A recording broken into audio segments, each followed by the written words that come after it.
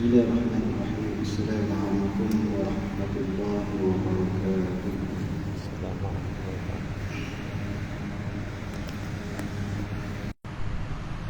Innal hamdalillah nahmaduhu wa nasta'inuhu wa nastaghfiruh wa na'udzu billahi min shururi anfusina wa min sayyiati a'malina. May yahdihillahu fala mudilla lahu wa may yudlil fala hadiya lahu. Asyhadu an la ilaha illallah wahdahu la syarika lahu wa asyhadu anna Muhammadan abduhu wa rasuluh. Arsalahu bil huda wa dinil haqq liyuzhirahu 'ala ad-din kullihi walau karihal kafirun. Yang dirahmati Allah, Tuan Imam, Tuan Bilal,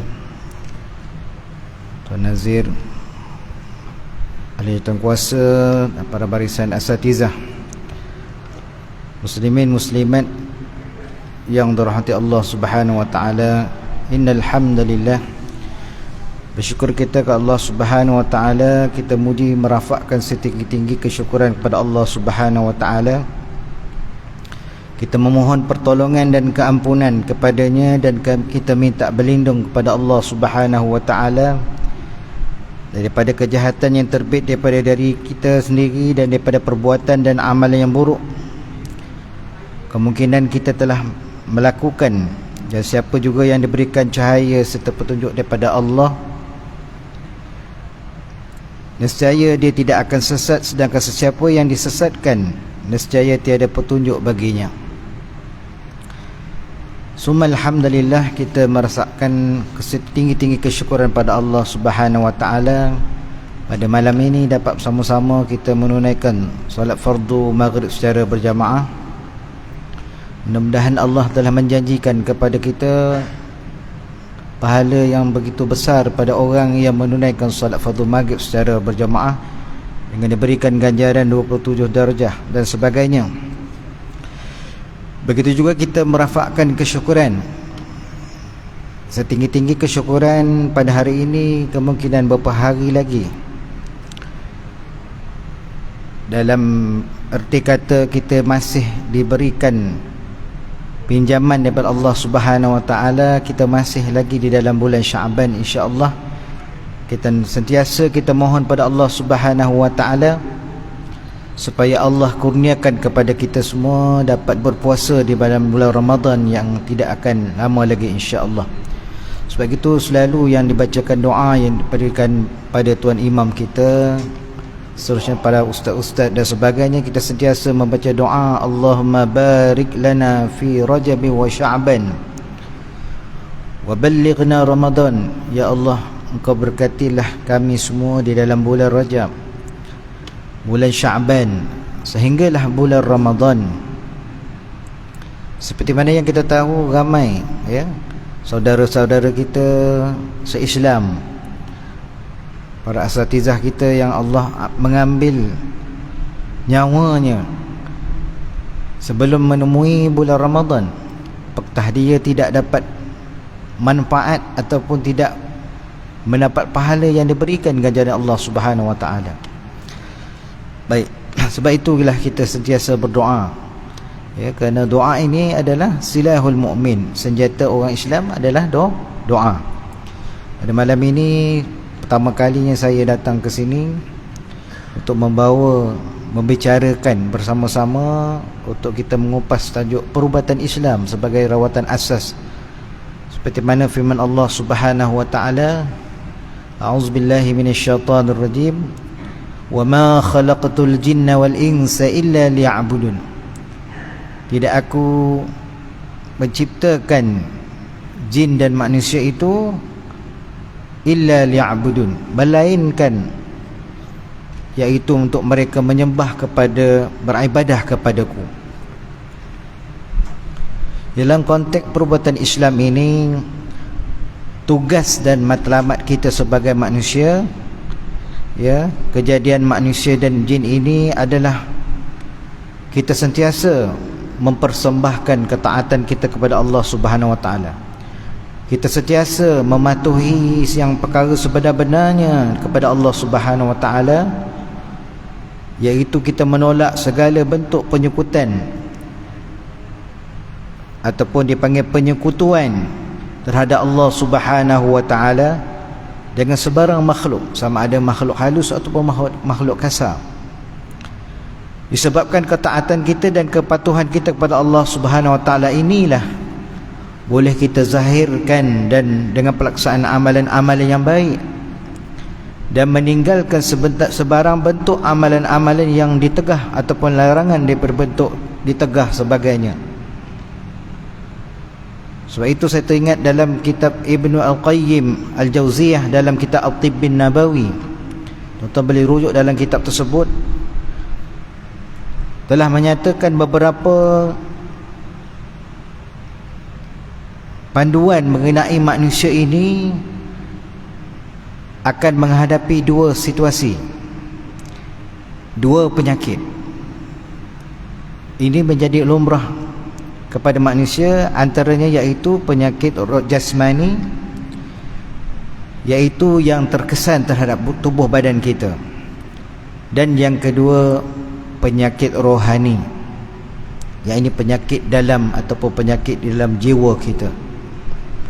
Maka daripada pembahagian inilah menunjukkan bahawasanya manusia itu di dalam kehidupannya tidak boleh lari daripada menghadapi dua penyakit. Bahkan firman Allah Subhanahu Wa Taala yang telah dirakamkan, laisa 'alal a'ma harajun wala 'alal a'raj harajun wala 'alal marid harajun. Ya, ini tidak ada salahnya bagi orang yang buta itu, dan tidak ada salahnya bagi orang yang timpang itu, dan tidak ada salahnya bagi orang yang sakit jika masing-masing tidak menjalankan sesuatu perintah disebabkan keuzurannya yang menghendakikan ia berlaku demikian. Dalam ayat ini yang menyebabkan pada kita menjelaskan kepada kesemuanya, kesakitan yang dihadapi oleh manusia itu adalah di antara yang ada pada manusia. Tetapi Allah Subhanahu Wa Taala telah meringankan kemudahan dan kelonggaran dalam pelaksanaan ibadah ini kepada semua orang yang sakit. Walau bagaimana keadaan kita sakit, tetapi ibadah tetap dijalankan. Tetap kita disuruh, dituntut, diperintah, ya. Walaupun dalam keadaan kita orang bermusafir, ya. Sehingga dia berbuka puasa pada bulan Ramadan, tetap ia kena ganti balik pada hari yang lain. Dan begitu juga tayamum menggantikan wuduk dalam keadaan konteks bersuci. Inilah di dalam konteks Islam, perubatan Islam. Walaupun demikian itu, tuan-tuan yang dirahmati Allah Subhanahu Wa Taala, apabila seorang itu ditimpakan ujian, yakni musibah sakit, Nabi Muhammad sallallahu alaihi wasallam sangat menggalakkan umatnya baginda mohon berikhtiar, usaha dan berikhtiar menjadi penawar ataupun menjadi ubat, mencari ubat apa jua penyakit, sama ada penyakit berbentuk jasmani maupun penyakit rohani. Jadi pada malam ini insya-Allah saya cuba bawa, ya tuan-tuan, diizinkan Allah Subhanahu Wa Taala, ya, atas apa yang telah saya pelajari bersama almarhum Tuan Guru Harundin, dapat kita berkongsikan bersama-sama apakah langkah-langkah yang sepatutnya yang perlu kita memainkan peranan sebagai orang Islam, apakah penggunaan ayat-ayat suci Al-Quran yang boleh kita gunakan dalam rawatan bentuk jarawatan Islam. Seperti mana yang pertama, tuan-tuan sedia maklum, kebiasaannya apa jua perubatan tidak boleh tinggal dengan bacaan suratul Fatihah, ya.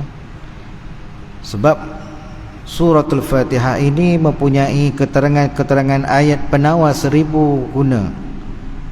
Sebab itu dalam surah Fatihah ini menjadi permulaan ataupun muqaddimah dalam semua pengubatan Islam, ya. Dan ia sebagai digelar sebagai Ummul Quran ataupun dipanggil Ibu Al-Quran, dia panggil Fatihah sebagai pembuka, menunjukkan bahawa kepentingan surah ini kepada semua orang Islam dapat menggunakan penggunaan surah ini untuk merawat segala jua penyakit. Bahkan dalam setiap rakaat yang kita lakukan setiap hari dalam solat wajib, sebagai satu rukun kita membaca suratul Fatihah yang menentukan sah atau tidak solat tersebut. La salata liman yaqra bi Fatihatil kitab. Tidak sah solat seseorang tanpa dia membaca suratul Fatihah. Itu dalam solat. Apatah lagi kalau kita lihat kepada kelebihan-kelebihan dalam suratul Fatihah ini, dapat kita rujuk dalam peristiwa bagaimana yang digambarkan daripada seorang sahabat Rasulullah sallallahu alaihi wasallam yang bernama Abu Sa'id Al-Khudri radhiyallahu anhu, yang telah menjampi seorang ketua kabilah yang terkena sengatan binatang yang berbisa. Jadi sedia maklum yang tuan-tuan maklum, hadis ini selalu dibacakan. Dan beliau hanya membaca suratul Fatihah ini untuk merawat, dengan izin Allah Subhanahu wa taala, maka ketua kabilah tersebut sembuh seperti sedia kala. Inilah yang telah dirakamkan dalam melalui hadis yang kata an Abi Sa'id Al-Khudri anna nasan min ashabi Rasulullah sallallahu alaihi wasallam kanu fi safarin famarru bihayyin min ahyil arabi fastadafuhum falam yudayyifuhum faqalu lahum hal fikum raqin fa inna sayyidal hayy ladighun aw musabun. Wa qala rajulun minhum na'am fa atahu faraqahu bi Fatihatil kitab fa bara'u ar-rajulu fa u'tiya qati'an min ghanamin fa aba ay yaqbalaha wa qala hatta adhkura dhalika an-nabiy sallallahu alaihi wasallam fa ata an-nabiy sallallahu alaihi wasallam فذكر ذلك له فقال يا رسول الله والله ما رقيت إلا بفاتحة الكتاب فتبسم وقال وما أدراك أنها رقية ثم قال خذوا منهم واضربوا لي بسهم معكم. Panjang hadis ini tuan-tuan ya. Yang bermaksud terjemahannya daripada Abu Sa'id Al-Khudri radhiyallahu anhu, sesungguhnya beberapa orang daripada kalangan sahabat Rasulullah sallallahu alaihi wasallam sedang berada dalam perjalanan. Mereka pun pergi ke salah sebuah kampung Arab, dan ketika mereka berharap agar boleh menjadi tetamu kepada penduduk kampung tersebut, namun ternyata penduduk kampung itu tidak mahu menerima mereka. Tetapi ada yang bertanya, adakah ada di antara kamu yang boleh menjampi, kerana penghulu kampung kami ini ya sedang mencari ya orang yang boleh mengubat penyakit apa jampinya, kerana penghulu kampung kami ini terkena sengat katanya. Salah seorang daripada para sahabat menjawab dalam bermusafir itu, siapakah yang boleh menjampi di antara kalian? Lalu dia berkatakan, ya ada. Lalu beliau menemui ketua kampung tersebut dan menjampinya dengan membaca suratul Fatihah daripada awal hingga akhir. Kemudian ketua kampung tersebut sembuh. Maka sahabat tersebut diberi beberapa ekor kambing. Beliau pun tidak mahu menerimanya dan mengajukan syarat, aku akan menyampaikannya kepada Nabi sallallahu alaihi wasallam dahulu. Beliau pun pulang menemui Nabi sallallahu alaihi wasallam dan menyatakan pengalaman tersebut. Lalu beliau berkata, ya Rasulullah, demi Allah aku hanya menjampi dengan suratul Fatihah. Maka mendengar kata-kata itu, lalu Nabi sallallahu alaihi wasallam pun tersenyum dan bersabda, bagaimana engkau tahu bahawa Al-Fatihah itu memang merupakan jampi? Kemudian baginda bersabda lagi, ambillah pemberian daripada mereka dan pastikan aku mendapatkan bahagian bersama kamu. Maka sabit daripada hadis tersebut, hadis riwayat Muslim dalam kitab As-Salam, tuan boleh rujuk ya. Hadis ini merupakan suatu perkara yang diperkukuhkan lagi dalam beberapa hadis yang lain yang menjelaskan kelebihan-kelebihan dalam suratul Fatihah ini, khususnya sebagai penawar dan penyembuh bagi pelbagai penyakit. Ini membuktikan kepada kita semua sebagai satu penawar seribu guna yang dikatakan Fatihatul Kitab Shifa'un min kulli da', ya. Ya, ini Fatihatul Kitab ini ataupun dipanggil suratul Fatihah ini adalah penyembuh daripada segala penyakit. Maka sabda Rasulullah sallallahu alaihi wasallam yang diriwayatkan oleh Abu Sa'id Al-Khudri ini, dia mengatakan Fatihatul Kitab Shifa'un minas summi. Ya, ini Fatihatul Kitab ini ataupun suratul Fatihah ini adalah penawar segala racun, ya. Maka dengan ini dapat kita fahami semua bahawa suratul Fatihah ini telah dijelaskan, telah terbukti boleh dijadikan sebagai ruqyah ataupun jampi. Dalam bahasa Melayu dipanggil jampi, dalam bahasa Arab ruqyah, ya. Dalam pengubatan Islam telah terbukti dapat memberikan kesembuhan dengan izin Allah Subhanahu wa taala. Baik itu kita, kalau tuan-tuan ya berlakunya musibah yang diberikan oleh Allah Subhanahu wa taala pada diri kita, sama ada penyakit rohani ataupun penyakit jasmani, kita tidak boleh tinggalkan bacaan suratul Fatihah ini. Apa jua penyakit, ya, kalau kita nak baca pada orang yang sedang sakit, ataupun kita gunakan bahan kita baca pada air, ya, kita tidak boleh tinggalkan dalam bacaan suratul Fatihah.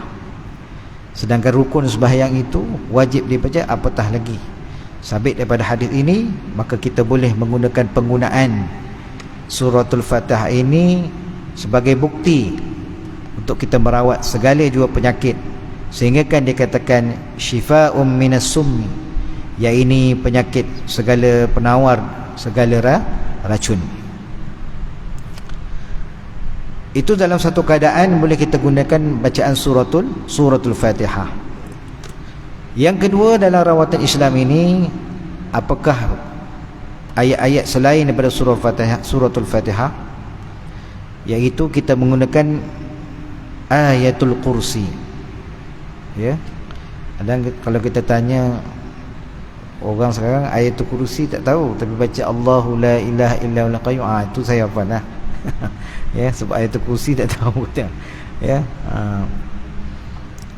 Tak apalah.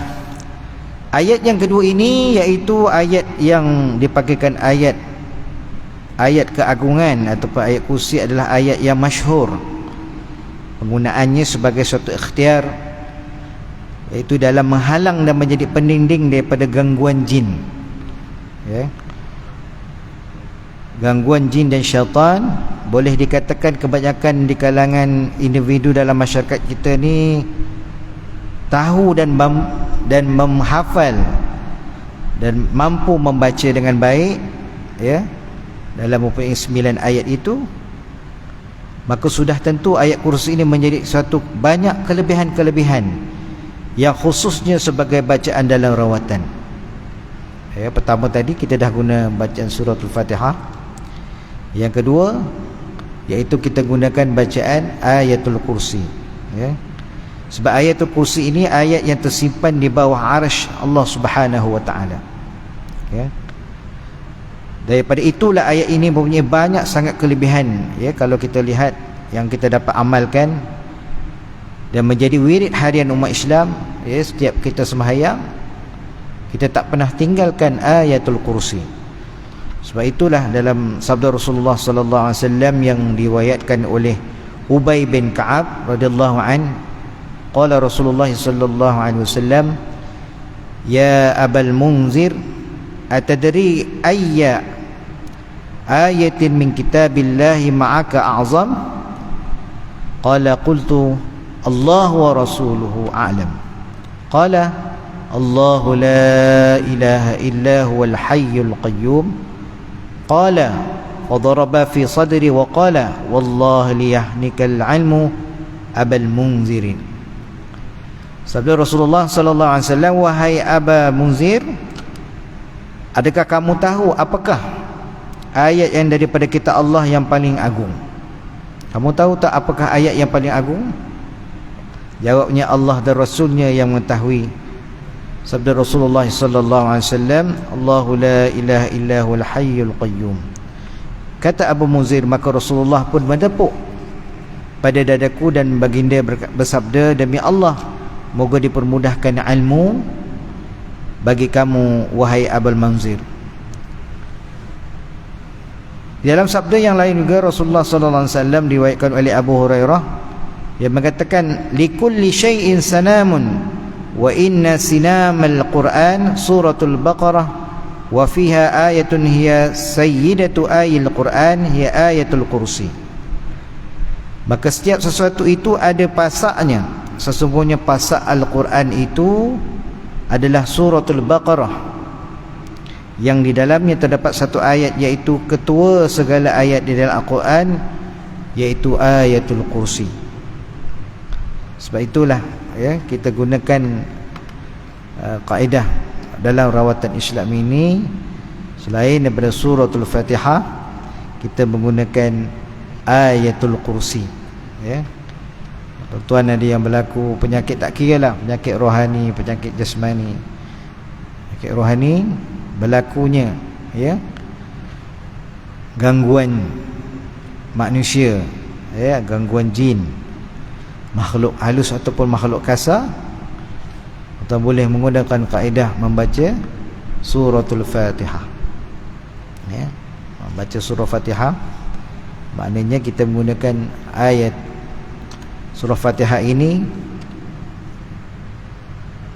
baca dengan bertajwid ya, baca dengan betul ya. Kemudian dapat kita menggunakan kaedah yang kedua, iaitu bacaan ayatul kursi ya. Pengalaman-pengalaman saya dalam mengubat dalam rawatan Islam ini yang telah diajarkan oleh Tuan Almarhum Tuan Guru Harundin, ini tidak boleh kita tinggalkan. Amalan seorang yang menjadi perawat menjadi syarat ya. Kalau tuan-tuan sudah belajar ya, dalam kaedah kita nak merawat, nak menjadi doktor, menjadi pelajar pun ada adat dia, ada dia punya syarat-syarat dia. Begitu jugalah kita nak menjadi imam pun ada syarat-syarat dia. Apa jua ya, seorang perawat mesti mengamalkan dalam suratul Fatihah itu. Hari pertama Tuan Guru minta kita sebagai perawat, sehingga kita seminggu ada 7 hari ya. Setiap hari ada 5 waktu. Setiap waktu kita kena amalkan dalam suratul Fatihah. Satu waktu subuh, zuhur, asar, maghrib, isyak. Hari yang pertama. Hari yang kedua selepas saja solat fardu, lepas subuh, hari yang kedua 2 kali baca Fatihah.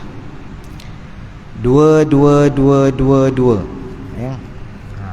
Sebagai satu amalan ya.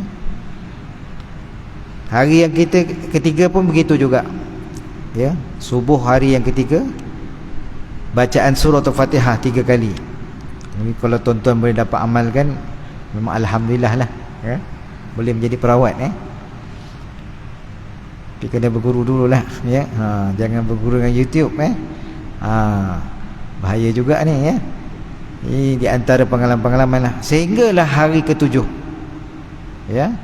Maka hari yang ke-7 itu, di situlah berbagai ujian yang diterima oleh semua. Tak sama perawat-perawat kita yang pelajar-pelajar kita ni.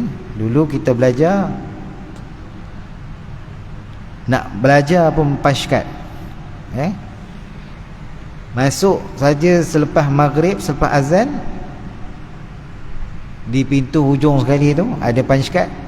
Lepas habis azan, siapa habis azan saja tak boleh masuk duduk di luar. Itu adatnya, ya. Sebagai satu maknanya peraturan, disiplin. Dia nakkan perawat ini menjaga masa. Itu sebagai seorang perawat, sebagai hamba Allah, maka ni kita kena ingat, masuk saja waktu sembahyang, maka tidak ada lain yang tidak bukan, iaitu Allah Subhanahu Wa Taala sebagai, itulah dia, sebagai hamba Allah. Wa ma khalaqtul jinna wal insa illa liya'budun. Tidak aku jadikan jin manusia itu melainkan mengabdikan diri kepada Allah Subhanahu Wa Taala. Cukup sahaja masuk waktu tu, azan dahulu. Samalah juga, ya. Sebab itulah dalam kaedah Islam ini kita tak perlulah nak berjumpa bomoh dan sebagainya. Hari ni tuan-tuan boleh tengok dekat YouTube berbagai-bagai orang, dia cara rawatan yang dikatakan cara rawatan Islam yang dibolehkan gunakan untuk rawatan secara jauh, ya. Berbagai-bagai ilmu kalau kita nak tengok di hujung jari saja, ya. Tuan-tuan boleh tulis apa jua, nak belajar apa, nak apa jua maklumat, ya. Ini sangat bahaya, apa jua kita mesti belajar melalui guru, seorang guru yang mursyid, yang kalau boleh kita, guru itu yang telah diberikan, ya, perijazahan dan sebagainya, yang tidak menyimpang dari ajaran Islam, yang tidak jauh, ya. Ini kita bimbang.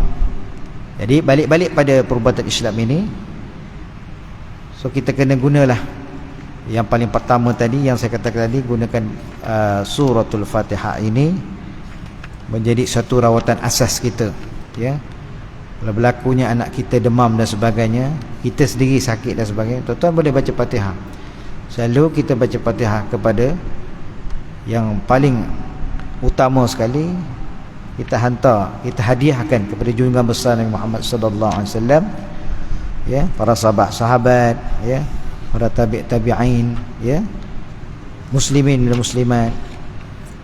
Ada tak kita menghantarkan, menghadiahkan Fatihah kepada kedua ibu bapa kita? Ya, itu yang paling asas sekali lah. Dan juga boleh kita membacakan Fatihah kepada diri kita sendiri, ya, sebagai satu penggunaan ataupun perumuatan Islam. Bahkan inilah sebagai pergantungan kita kepada penggunaan ruqyah ataupun jampi kita menggunakan, mengambil daripada Al-Quran dan hadis-hadis Nabi sallallahu alaihi wasallam yang dibenarkan oleh syarak, tetapi merupakan, ya, suatu kombinasi yang perlu kita kena tahu, ya. Sebab itulah pada sabda Rasulullah sallallahu alaihi wasallam yang diriwayatkan daripada Usamah bin Syarik radhiyallahu anhu, dia kata, tadawu ibadallah fa inna Allah subhanahu lam yada' da'an illa wada'a ma'hu shifaan illa al-haram, ya. Ini berubatlah kalian wahai hamba Allah, kerana Allah Subhanahu Taala telah menciptakan penyakit-penyakit ini kecuali diciptakan juga bersama ubatnya, melainkan satu penyakit sahaja, iaitu illal haram. Apa haram? Ya, ini penyakit tua. Ya, kalau lah dah dekat farmasi, hospital ada jual penyakit, nak ubat penyakit tua ni, saya ingat berebut dah, yang berubannya boleh ni jadi muda balik, tak ada, kecuali penyakit tua. Maka penggunaan yang boleh kita katakan sebagai suatu rawatan untuk merawat suatu penyakit itu, kita tidak nafikan dalam Islam ada berbagai-bagai, ya. Ini berlaku di zaman Rasulullah sallallahu alaihi wasallam, ya, yang daripada banyak hadis riwayat Usamah bin Syarik tadi yang saya katakan tadi itu, Nabi sallallahu alaihi wasallam menggalakkan, ya, umat baginda yang ditimpa suatu penyakit agar terus kita berusaha dan berikhtiar, ya. Apa jua penyakit, kita cari ubat penawar. Sebab itu saya teringat almarhum Tuan Guru Harundin, kalau tuan-tuan pergi Darushifa, dia tanya dahulu, dah pergi hospital atau klinik dahulu? Dia tak ada terus ubat. Hatta penyakit demam sekalipun, Dah pergi ke klinik belum? Belum. Lepas ni pergi klinik dulu.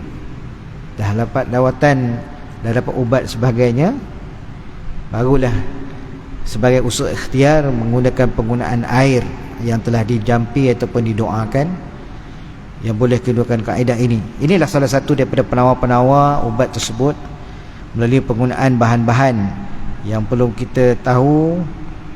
Apakah penggunaan selain daripada ayat-ayat yang saya katakan tadi, daripada surah Al-Fatihah, ayatul kursi.